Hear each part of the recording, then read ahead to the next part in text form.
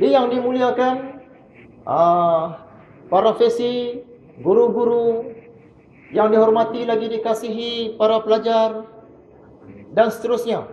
Makhluk-makhluk Allah yang lain, sama ada yang boleh kita nampak ataupun yang tak boleh kita nampak. Jadi sebagaimana yang dikatakan tadi, berhimpunnya kita di sini ialah dengan pilihan Allah.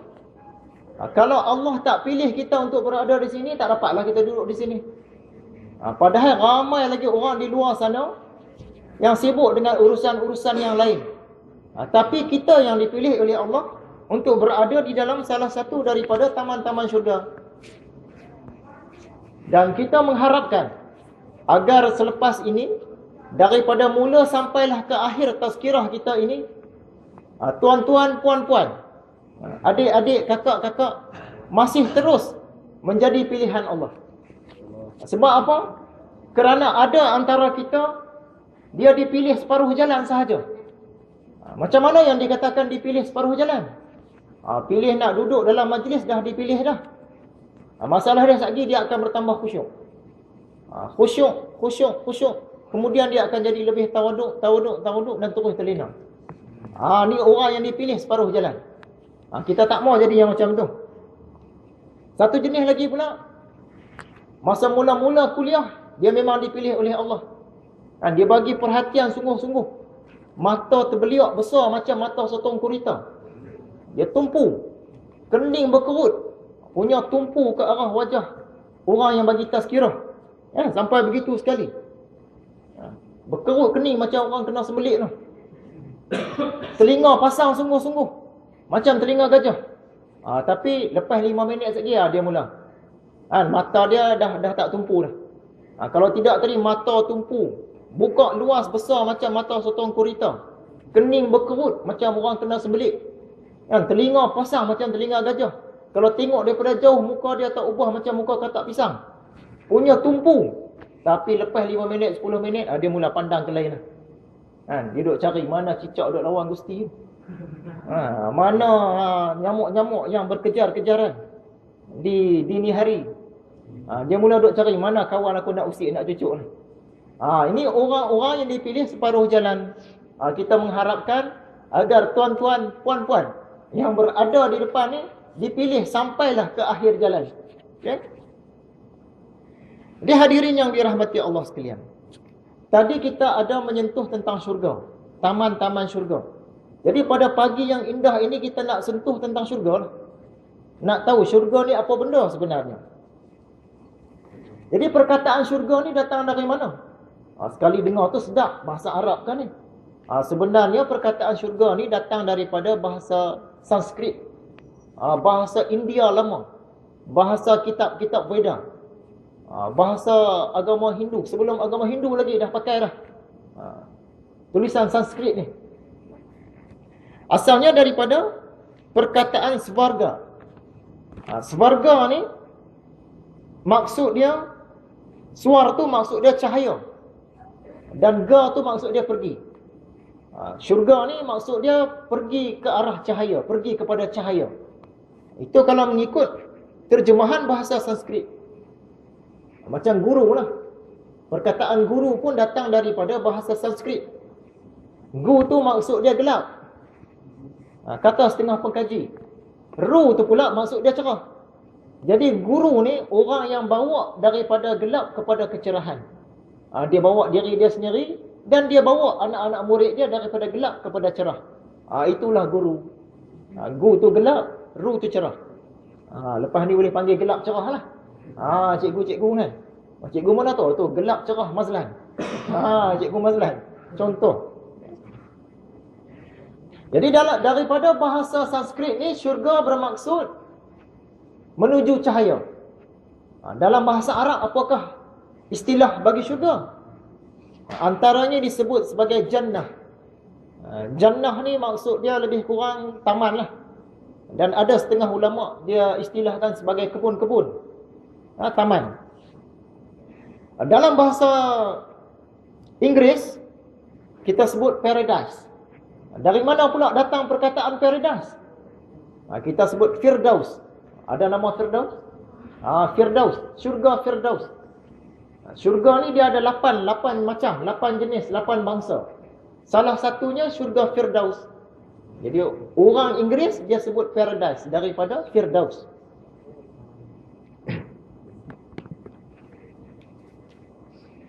Jadi secara ringkasnya, syurga ini ialah satu konsep kehidupan selepas daripada mati.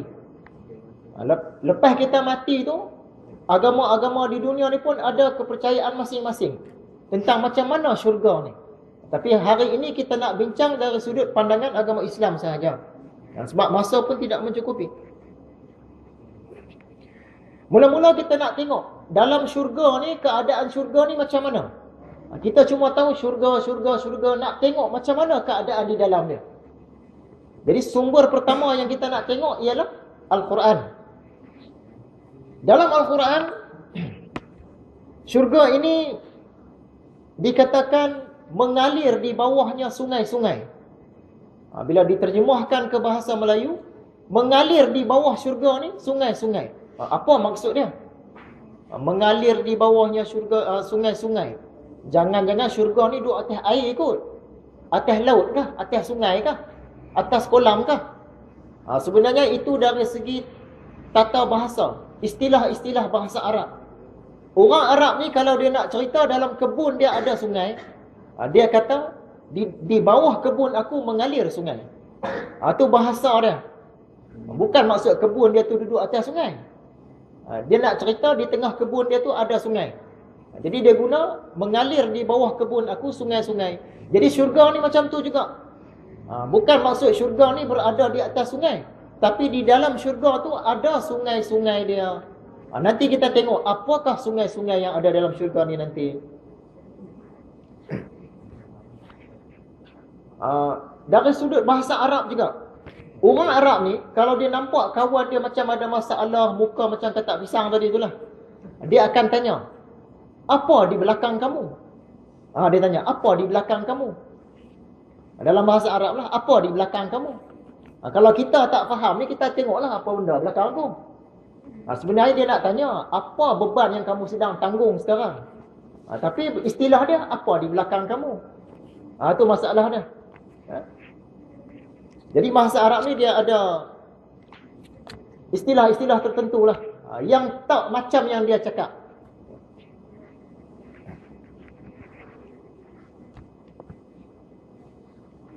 Orang yang masuk ke dalam syurga, dia bersifat kekal.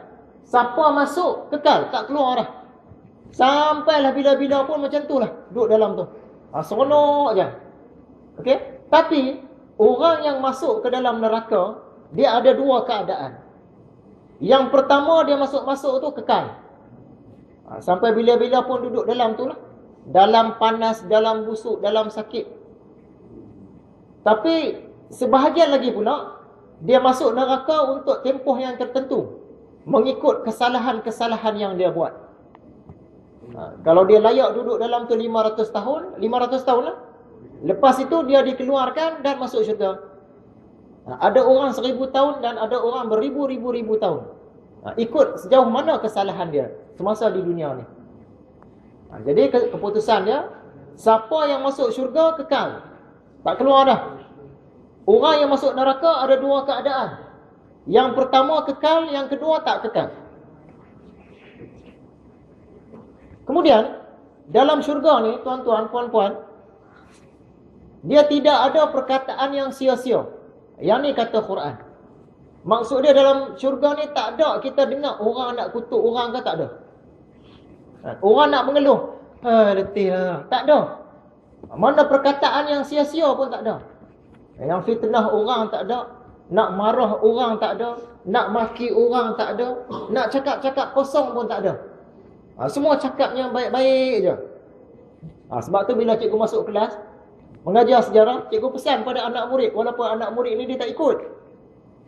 Fikir yang baik-baik, cakap yang baik-baik, buat yang baik-baik. Tak percaya tanya orang. Duk cakap tu lah, tapi depa cuma boleh ulang je.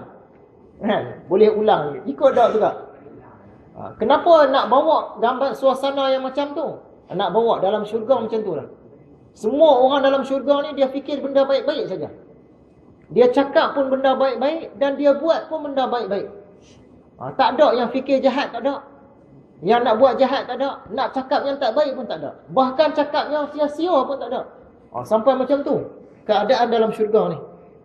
Tapi kalau kita dalam kelas, kita duk fikir, siapa aku nak kenal ni? Dia fikir tak baik kan? Dalam duk diam-diam tu, aku nak kutuk siapa ni? Apa benda yang aku boleh cakap yang menyebabkan dia tu jadi bengang? Duk cari apa benda nak kutuk dia ni? Apa yang dia tak suka dengar? Kan? Kita fikir yang tu. Lepas tu kita cakap pula. Fikir yang tak baik, cakap yang tak baik, buat pula yang tak baik. Yang tu kita. Maksud dia bukan ciri-ciri ahli syurga lah tu. Lepas ni kena ubah. Duduk dalam kelas tu, fikir yang baik-baik je semua. Cakap yang baik-baik je semua. Dan buat yang baik-baik saja semua. InsyaAllah. Seterusnya, Al-Quran bagi tahu di dalam syurga ini ada pelamin-pelamin. Ada tahta-tahta tempat duduk. Siapa yang layak masuk ke dalam syurga, dia akan bersanding di atas pelamin tu. Kalau mengikut agama Islam di dunia ni kita tak sesuai bersanding. Dekat akhirat esok bersanding puas-puas.